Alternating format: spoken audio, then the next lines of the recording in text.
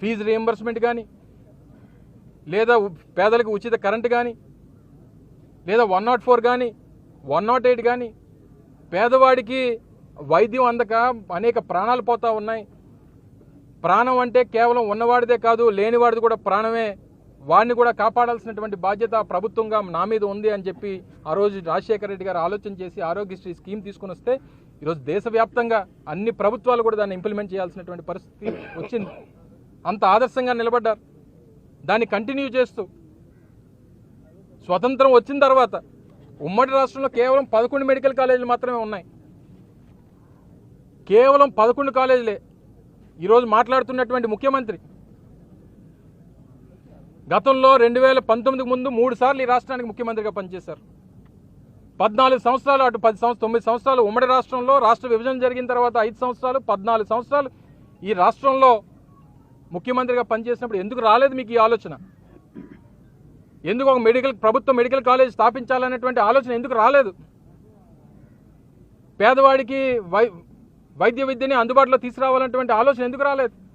ఈరోజు పిల్లలు ఎక్కడికెక్కడికో రష్యా వెళ్తూ ఉన్నారు, జార్జియా వెళ్తూ ఉన్నారు, ఫిలిప్పీన్స్ వెళ్తూ ఉన్నారు, చైనా వెళ్తూ ఉన్నారు. ఓ పేదవాడి ఇంట్లో ఒక వైద్య విద్య చదవాలనంటే ఇన్ని ఇబ్బందులు పడతా ఉన్నారు. ఇక్కడ ఏదైనా ఒక ప్రైవేట్ కాలేజీలో చదవాలంటే 1,50 లక్షల రూపాయలు వెచ్చిస్తే తప్ప వైద్య విద్య అందుబాటులోకి రానటువంటి పరిస్థితులు ఈరోజు రాష్ట్రంలో ఉంటే, అటువంటి ఈ రాష్ట్రంలో 17 మెడికల్ కాలేజీలని ప్రభుత్వ పరంగా తీసుకుని వస్తే వారికి అందుబాటులోకి వస్తాయి. మరో 4,500 సీట్లు పెరుగుతాయి అనేటువంటి ఉద్దేశంతో జగన్మోహన్ రెడ్డి గారు నిర్ణయం తీసుకున్నారు. ఈరోజు వాడిని కొనసాగించాల్సింది, దానికి కావాల్సినటువంటి ఫండింగ్ కూడా అటు నాబార్డుతో కానీ లేకపోతే ఇతర స్కీమ్స్ ద్వారా ఫండింగ్స్ తీసుకుని వచ్చి ఇప్పుడున్నటువంటి ప్రభుత్వం మీద ఆ బడ్డను కూడా లేదు. అవసరమైతే వారితో పాటు మాట్లాడుకొని ఉన్నటువంటి దాన్ని కొనసాగిస్తే సరిపోయేటువంటి పరిస్థితులు ఉన్నటువంటి ప్రభుత్వానికి ప్రైవేట్ వారంటే మొగ్గు, కార్పొరేట్ వారంటే మొగ్గు, క్యాపిటలిస్టులు అంటే మొగ్గు, ఇవన్నీ చేసి ఈరోజు దారాదత్తం చేసేటువంటి ప్రయత్నం చేస్తూ ఉన్నారు. ఈరోజు నర్సీపట్నం మెడికల్ ఆ రోజు 30 డిసెంబర్ 2022ని ఇదే వేదిక మీద ముఖ్యమంత్రిగా జగన్మోహన్ రెడ్డి గారు నర్సీపట్నం విచ్చేసి ప్రాంత ప్రజలు ఎన్నో సంవత్సరాలుగా కళ్ళగంటున్నటువంటి ఈ ప్రాంతంలో ఒక సూపర్ స్పెషాలిటీ హాస్పిటల్ని, మెడికల్ కాలేజీని తీసుకుని వస్తే ఈ ప్రాంతం తాలూకా భౌగోళిక పరిస్థితులు ఆర్థికపరమైనటువంటి పరిస్థితులు మారుతాయి, ఈ ప్రాంతానికి కూడా ఉన్నతమైనటువంటి పేరు తీసుకురావాలనేటువంటి ఉద్దేశంతో ఈ కార్యక్రమాన్ని చేస్తే ఈరోజు 3 అంతస్తులు నిర్మాణం పూర్తయింది కాలేజీకి, 2 అంతస్తులు హాస్పిటల్ పూర్తయింది, హాస్టల్ బ్లాక్స్ ఫౌండేషన్స్ కానీ నిర్మాణంలో కానీ ఉన్నాయి. దీన్ని పూర్తి చేయడానికి మీకు ఉన్నటువంటి బాధ ఏంటి? ఎవరికి ఇచ్చేయడానికి మీరు ఈరోజు తాపత్రయపడతా ఉన్నారు? ఎందుకు పేదవాడు అంటే మీకు అసలు ఎందుకు అంత చిరాకు మీకు చంద్రబాబు నాయుడు గారు? పేదవాడి ఇంట్లో వైద్య విద్య అభ్యసించడం మీకు ఇష్టం లేదా? ఉన్నవాడిని ఇంకా డబ్బున్నవాడిని చేయాలనేటువంటి తాపత్రయమా?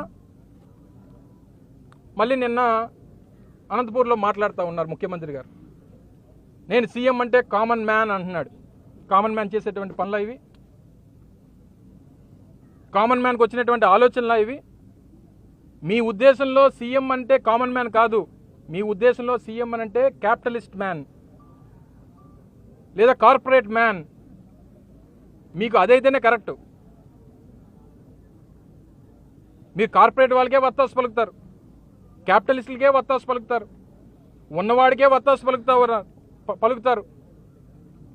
చెప్పండి, మీ 15 సంవత్సరాలు ముఖ్యమంత్రిగా మీ చరిత్రలో పేదవాడి కోసం ఇగో నేను నా పేరు చెప్తే గుర్తొచ్చేటువంటి ఇది పథకం అని చెప్పి ఒకటి చెప్పండి. ఒక ఆరోగ్యశ్రీ లాంటిదో, ఒక ఫీజు రీయింబర్స్మెంట్ లాంటిదో, లేకపోతే ఇటువంటి మెడికల్ కాలేజీలో మేము నిర్మించినటువంటి పోర్ట్లో నిన్న మా మాజీ ముఖ్యమంత్రి గారు, మా పార్టీ అధ్యక్షుల వారు కూడా చెప్పడం జరిగింది, మేము చేసుకున్నటువంటి దానికి ప్రచారం చేసుకోలేకపోయాం, చెప్పుకోలేకపోయాం, అందులో మేము వెనకబడ్డాం అనేటువంటి మాట ఆ రోజు నిన్న నేరుగా జగన్మోహన్ రెడ్డి గారే చెప్పడం జరిగింది.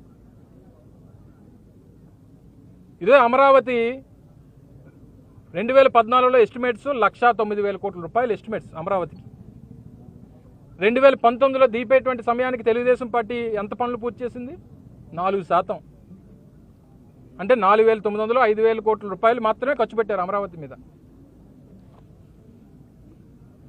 ఖర్చు పెట్టి ఈరోజు దాని మీద ఎంతన్నా పెట్టుబడి పెట్టడానికి సిద్ధమైపోయారు. అంటే మీ కార్పొరేట్ యాక్టివిటీ అదంతా.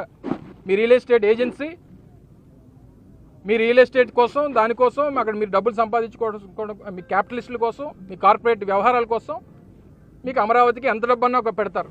పేదవాడికి వైద్య విద్యను అందించడానికి, వైద్యాన్ని అందించడానికి ఒక 8,500 కోట్ల రూపాయలు ఖర్చు పెట్టమంటే మీకు మనసు రాదు, మీ దగ్గర డబ్బులు ఉండవు.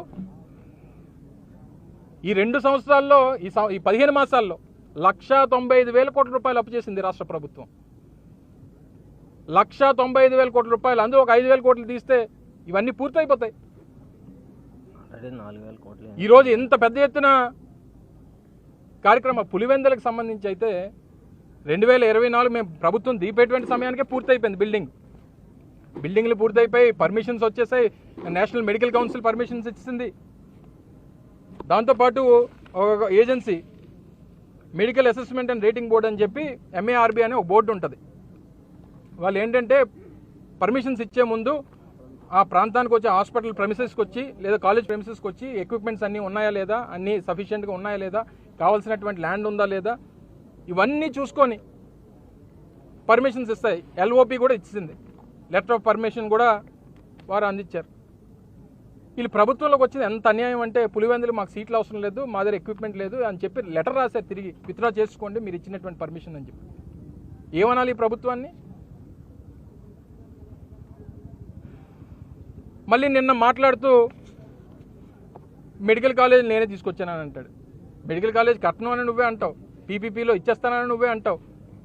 ఒకవేళ 1/6 ఏదైనా ఓపెనింగ్ దీనికి వస్తే అది ప్రారంభించి ఇదంతా నా దయ వల్లే అంట. మీకు మొదటి నుంచి అలవాటు ఏంటంటే ఎవడికో పుట్టిన బిడ్డకి మీరు పేరు పెట్టుకునే అలవాటు. మీకు పుట్టింది ఒకరికి, చెవిలో పేరు చెప్పింది మాత్రం మీరు. మరి మీకు ఆ రోజు కేవలం అమరావతితో పాటు విశాఖపట్నం లాంటి ప్రాంతం లేదా కర్నూలు లాంటి వెనుకబడినటువంటి ప్రాంతం ఇవి కూడా అభివృద్ధి చెందాలని చెప్పి జగన్మోహన్ రెడ్డి గారు ఆలోచన చేస్తే అమరావతిని తీసేశారు. అమరావతి రాజధాని పోయింది, జగన్మోహన్ రెడ్డి గారు సైకో అనేటువంటి మాటలు మాట్లాడారు. మరి దీన్నేమనాలి? దీనికి ఏమైనా పేరు పెట్టగలమా? ఈరోజు జరుగుతున్నటువంటి మీరు తీసుకున్నటువంటి నిర్ణయాలకి మీకు ఏం పేరు పెట్టాలి?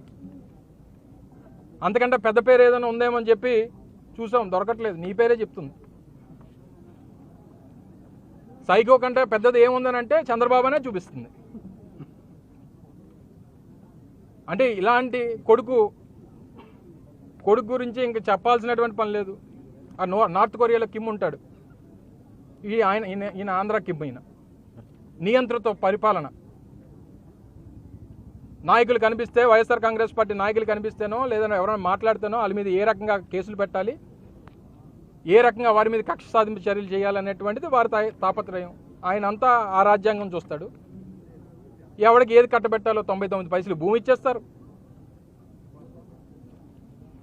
ఈరోజు మెడికల్ కాలేజీలు, ఈ సూపర్ స్పెషాలిటీ హాస్పిటల్ ప్రైవేట్ వాళ్ళకి ఇచ్చేస్తారు. ఆర్టీసీ లాంటి భూములు తీసుకొని వచ్చి లూలు లాంటి గ్రూపులకి ఇచ్చేస్తారు. రియల్ ఎస్టేట్ సంస్థలకేమో 10 కోట్లు 20 కోట్లు ఉన్నటువంటి భూములు 50 లక్షలకి ఇచ్చేస్తారు.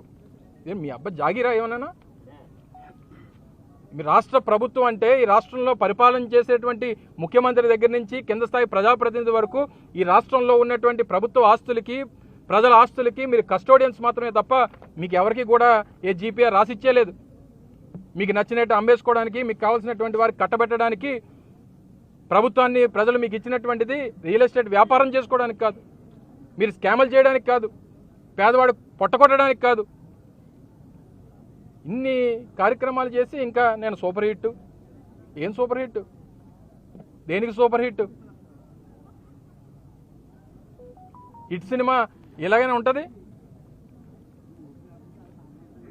ఇంత అన్యాయమైనటువంటి పరిపాలన, ఎంత అరాచకం, పేదవాడికి ఈ రాష్ట్రంలో చోటు లేదు అనేటువంటి విధంగా వీరు చేస్తున్నటువంటి పరిపాలన. చెప్పండి, ఇచ్చినటువంటి ఆ 2-3 స్కీమ్స్లో కూడా ఏదన్నా ఆయన సొంతం ఉందా? మళ్ళీ రేపు దసరాకు ఆటో వాళ్ళకి ఇస్తానంటున్నాడు. అది ఎవరి స్కీమ్? అది వాహనమిత్ర.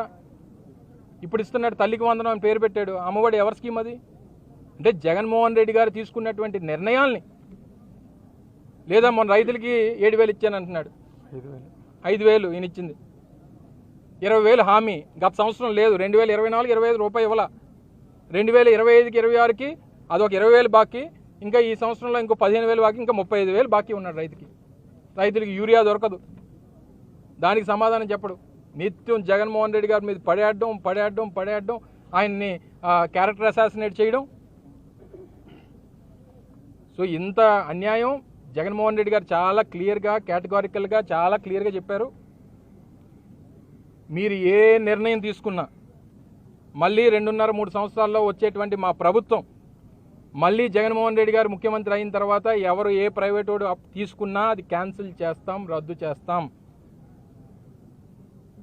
ఇది కేవలం ప్రభుత్వ ఆధీనంలోనే, పేదవాడికి అందుబాటులోనే, పేద కుటుంబాలకు అందుబాటులోనే ఈ కాలేజీలు నడిపించేటువంటి కార్యక్రమాన్ని చేస్తాం. ఒక్క కాలేజ్ మాత్రమే కాదు, 500 కోట్ల రూపాయల్లో major share medical hospital, super speciality hospital. ఈరోజు నర్సీపట్నం, లేక పాయకరావుపేటో, లేకపోతే పాడేరో, చింతపల్లిలో, లేకపోతే పక్కన ఉన్నటువంటి యలమంచిలో, చోడవరం ఈ ప్రాంతాల నుంచి ఎవరికైనా కష్టం వస్తే విశాఖపట్నం వెళ్లాల్సినటువంటి పరిస్థితి ఉంది. 3 గంటల సమయం పడుతుంది. ఒక సూపర్ స్పెషాలిటీ హాస్పిటల్ ఇన్ని ఫెసిలిటీస్తో ఇక్కడ వస్తుందనంటే దాన్ని అడుకోవడానికి అసలు ఎలా మనసు ఒప్పింది నీకు? మనకి చేత కాదు, చేసిన వాడిని చూస్తే ఓర్వలేము. ఎవడన్నా పోర్టులు కడితే నేనే కట్టానంటావు. వైజాగ్లో airport, Bhogapuram international airport Jaganmohan Reddy కడితే అది నేనే కట్టానంటావు. 3 సీ పోర్టులు కడతా ఉంటే అది మేమే కట్టానంటావు. చేత కాదు, చేసిన వాళ్ళని చూస్తే ఓర్వలేవు. సో ఏదేమైనప్పటికీ ఈ కార్యక్రమాన్ని మరింత ఉధృతంగా ముందుకు తీసుకెళ్తాం. ఒక కార్యాచరణ రూపొందిస్తాం. ప్రభుత్వం మీద ఒత్తిడి తీసుకొని వస్తాం. ప్రజలందరినీ కలుపుకుంటాం. కలిసి వచ్చినటువంటి రాజకీయ పార్టీలను అన్నింటిని కూడా కలుపుకుంటామని చెప్పి నిన్న జగన్మోహన్ రెడ్డి గారు చెప్పారు. ప్రజా సంఘాలు కానీ, రాజకీయ పార్టీలు కానీ, పేదవాడు కానీ అందరినీ కలుపుకొని దీని మీద పెద్ద ఎత్తున ఒక కార్యక్రమాన్ని రాష్ట్ర వ్యాప్తంగా రూపొందిస్తూ ఉన్నాం. ఈరోజు కాలేజ్ విజిట్ సోదరులు స్థానిక మాజీ శాసనసభ్యులు గణేష్ గారు, అలాగే మాజీ ఉప ముఖ్యమంత్రి వర్యులు ముత్యాల నాయుడు గారు, పార్టీ మాజీ శాసనసభ్యులు వెంకటరామయ్య గారు, సీనియర్ నాయకులు అందరం కూడా కలిసి ఈరోజు పర్యటించడం జరిగింది. ప్రజలకి వాస్తవాలను చూపించాలని, ఇక్కడ కూడా ఏం నిర్మాణం జరగలేదని చెప్పారు. సో ఇవన్నీ కూడా ప్రజల్లోకి తీసుకెళ్లాలనేటువంటి ఉద్దేశంతో ఈ కార్యక్రమాన్ని రూపొందించాం. ఇంకా పెద్ద ఎత్తున కార్యాచరణ రూపొందించి జగన్మోహన్ రెడ్డి గారు ఇచ్చినటువంటి ఆదేశాల మేరకు దీని మీద ఉధృతంగా ఈ కార్యక్రమాన్ని తీసుకెళ్తాం. వారు తీసుకున్నటువంటి నిర్ణయాన్ని, ఇచ్చినటువంటి జీవోని క్యాన్సిల్ చేసినంత వరకు వైఎస్ఆర్ కాంగ్రెస్ పార్టీ పోరాటాన్ని ముందు తీసుకెళ్తుంది అనేటువంటి విషయాన్ని మరొకసారి మీ ద్వారా ప్రజలందరూ కూడా ఈ సందర్భంగా తెలియజేసుకుంటూ, మరి ఇక్కడ ఉన్నటువంటి స్థానిక స్పీకర్ గారు, వారికి కూడా బాధ్యత ఉంది.